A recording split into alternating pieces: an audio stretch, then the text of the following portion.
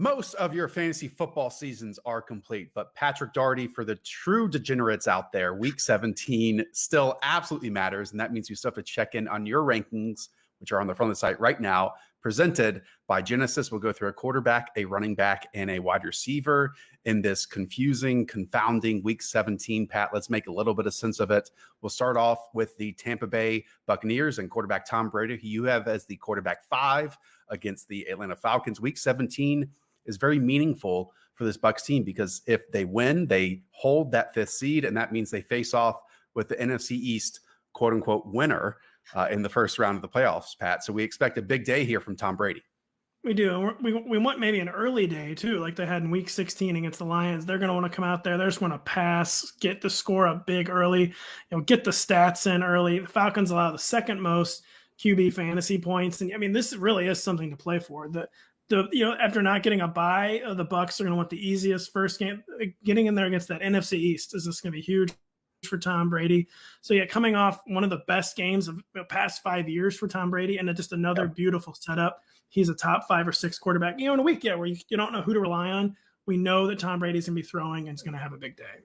We said after their bye week that we didn't know which direction the Bucs were going to go in after that, and they've done a really good job. I think it's coming together at the right time, and it makes sense with the kind of shortened offseason that maybe they're hitting their stride here as we reach the playoffs. All right, at running back, we talked about him earlier in the season, Pat, and now we have to come back to him. It is Malcolm Brown of the Los Angeles Rams. You have him in running back 2 territory against the Arizona Cardinals this weekend.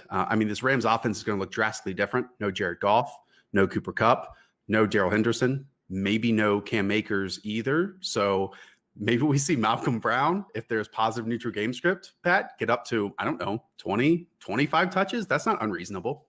No, there's not a lot to say. This is like the classic, you have no choice, RB2. Like the Rams have no choice and fantasy managers have no choice. John Wolford has never played an NFL snap. So they're going to have to lean on the running game. Malcolm Brown, even though he hasn't been anywhere close to starting workloads, he had remained more involved than Darrell. He was kind of the number 2 behind Cam Akers. That was 1 or 2 touches a game, but he had stayed, involved in the game plan at least. And there's a chance he's the entire game plan this week. Cam Akers is probably not going to be there, and they're going to have to lean on him in a game that is truly must win. And it might be ugly. It could be 25 carries for 82 yards. That's an RB2 workload. You take a chance on some touchdowns, and yet Malcolm Brown is the top 20 option for week 17. Might be ugly. I think it will be ugly. This game only has a total of 41 right now as we head into it. So maybe not so many fireworks, but hey, it could again mean 20 touches for Malcolm Brown. All right, we'll close that with a wide receiver, Pat, who is on the verge of not only breaking a team record, but possibly an NFL record.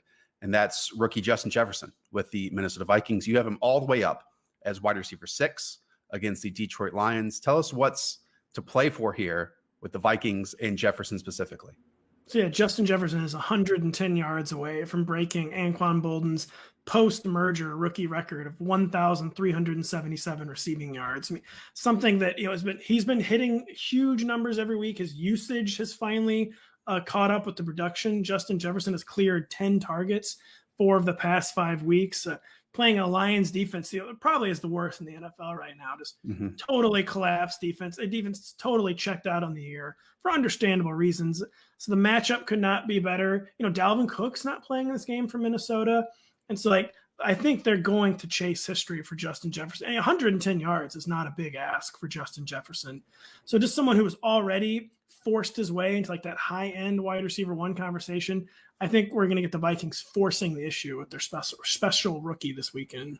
The next closest wide receiver rookie only has 827 yards on the season, and that's CeeDee Lamb. And Pat, it's even more wild to think about that Justin Jefferson's start to this season was kind of slow. He wasn't even a featured player in weeks 1 and 2. So it's been so cool to see him develop for that team that very much needed him after trading away Stephon Diggs. All right, once again, if you want to go and check out Pat's rankings for week 17, they're up on the site. And as always, they're presented by Genesis.